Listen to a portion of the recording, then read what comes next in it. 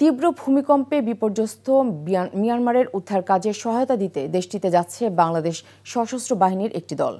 শনিবার সংবাদ বিজ্ঞপ্তিতে আন্তঃবাহিনী জনসংযোগ পরিদপ্তর ISPR জানায়, জরুরি ভিত্তিতে ওষুধ, ত্রাণ সামগ্রী, উদ্ধার ও মেডিকেল সহায়তা প্রদানের জন্য বিশেষ বিমানে রোববার মিয়ানমারে যাচ্ছে তারা। মিয়ানমারে শুক্রবার সকালে অল্প সময়ের ব্যবধানে 7.7 এবং 6.4 শতাধিক মাত্রার দুটি ভূমিকম্প আঘাত হানে। এতে এ পর্যন্ত সহস্রাধিক মানুষ প্রাণ হারিয়েছেন। এই কম্পনের প্রভাবে মিয়ানমারের একপাশে থাইল্যান্ড ও অন্য পাশে বাংলাদেশও তীব্র ঝাঁকুনি অনুভব করে।